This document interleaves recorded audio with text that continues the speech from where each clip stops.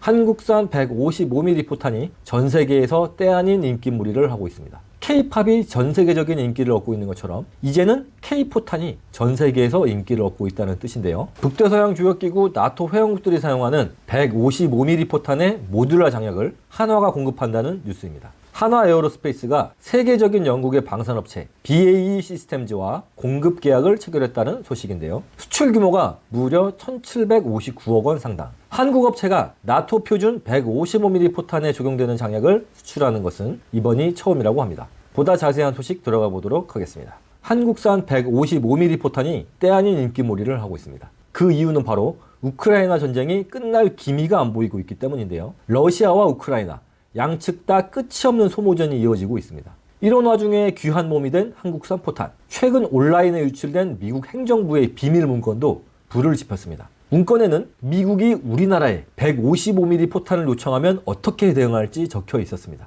김성한 전 국가안보실장과 이문희 전 외교비서관이 논의한 내용이 담겨 있었는데요. 문건에는 33만 발이라는 구체적 숫자도 적시되어 있었습니다. 이 내용이 사실이라면 미국의 포탄 판매 요청은 지난해 10만 발에 이어 두 번째입니다. 왜 미국은 콕 집어 155mm 포탄을, 그것도 한국에게 자꾸 요청하는 걸까요? 155mm 포탄은 곡사포 등 각종 재래식 무기에 쓰이는 주요 포탄 가운데 하나입니다. 특히 K방산의 핵심 무기로 꼽히는 K9 자주포도 155mm 포탄을 사용하는데요. 우크라이나 전쟁은 이런 155mm 포탄에 대한 수요를 크게 늘렸습니다. 러시아와 우크라이나의 전쟁 지역에서 끝없는 포격전이 이어지며 미 국방부에 따르면 우크라이나 측에서만 하루에 약 3,000발의 155mm 포탄이 사용되고 있다고 합니다. 1년간 무려 100만 발이라는 엄청난 물량을 쏟아부었다는 계산도 나오고 있습니다. 유럽 방산업체들은 그동안 155mm 탄약에 대한 수요가 너무나 적어 주문량이 줄어들면서 관련 생산 라인 가동을 전부 중단해 온 것으로 알려졌습니다. 유럽 내 연간 포탄 생산량이 30만 발에 불과한데 우크라이나전에서 사용되는 155mm 포탄만 계산해도 전 유럽의 전체 생산량을 훌쩍 뛰어넘고도 남습니다. 물론 각국에 비축해 놓은 포탄이 있긴 하지만 이 포탄들의 감소 없이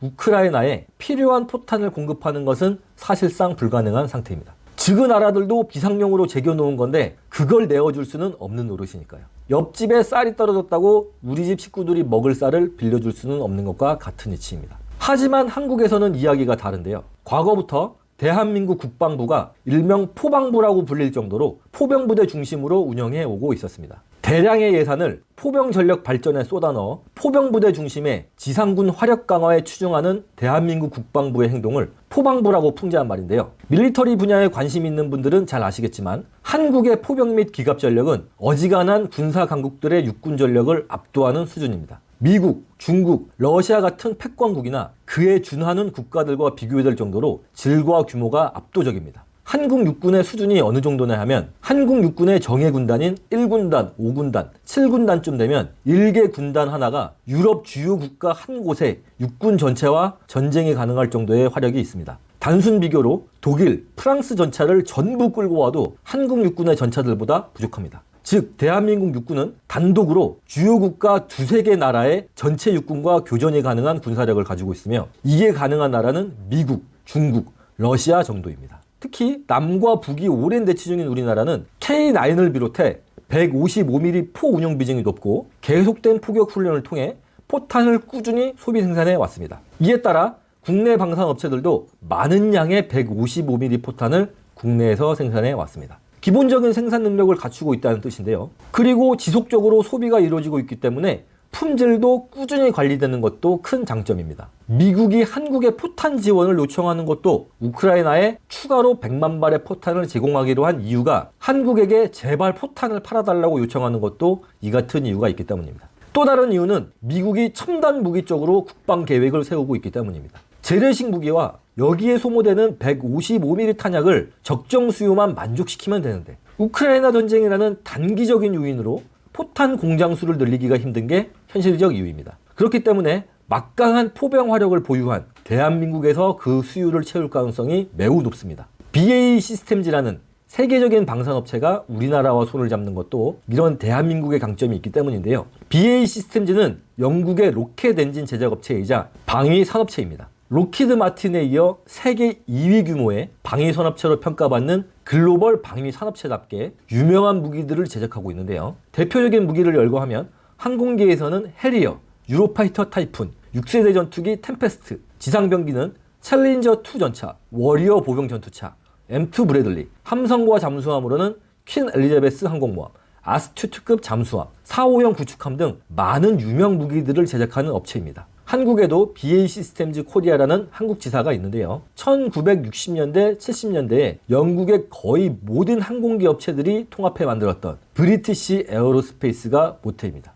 이런 유명 업체가 한국과 손을 잡는다는 것은 한국의 기술력이 그만큼 검증되어 있기 때문이라는 분석입니다. 한화 에어로스페이스는 최근 우크라이나 전쟁 등 지정학적 위기로 수요가 급증하는 155mm 포탄의 장약 공급을 계기로 우방국인 영국과 방산 분야에서 전방위적인 협력 관계를 확대할 방침입니다. 한화 에어로스페이스는 유럽의 지정학적 위기로 인해 나토 회원국을 중심으로 수요가 급증할 것으로 판단하고 있습니다. 2019년부터 나토의 사거리 기준을 충족하는 추진 장약 개발에 나섰고요. 올해 초 완료했습니다. 현재 컨소시엄 형태로 추진 중인 영국의 자주포 획득 사업에 K9 자주포의 최신형인 K9A2가 선정되면 MCS도 동시에 공급하기로 했는데요. 이렇게 된다면 패키지 형태의 수출도 가능해진다고 한화 에어로스페이스는 전했습니다. 여기서 MCS란 무엇인가? 바로 원통 모양으로 모듈화된 추진 장약입니다. 탄두 뒤에 장전되는데요. 폭발력으로 탄두를 정해진 사거리에 맞춰 포심 밖으로 날려보낼 수 있는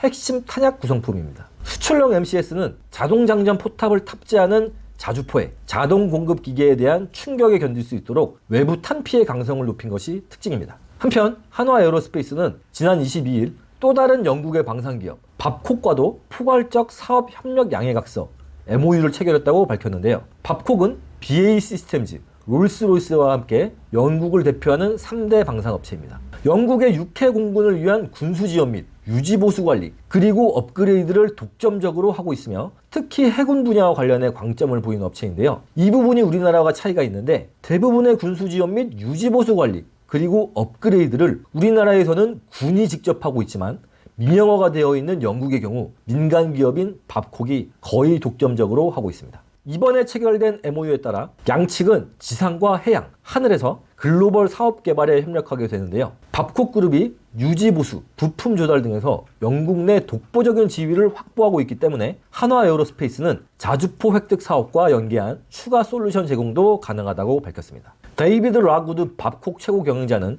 양측의 강점을 살려 새로운 시너지를 창출하고 전 세계 고객에게 더 혁신적인 솔루션을 제공하길 기대한다고 밝힌 바 있고요. 손재일 한화 에어로스페이스 대표도 이에 화답했습니다. 나토 회원국을 위한 MCS의 첫 수출을 계기로 영국 방산 기업들과 다양한 방산 분야에서 협력 관계를 확대해 대한민국의 방산 수출을 확대하고 자유진영 안보에도 기여하겠다고 밝혔습니다. 영상 시청해 주셔서 감사드립니다. 구독과 좋아요, 알림 설정은 영상 제작에 큰 힘이 됩니다. 감사합니다.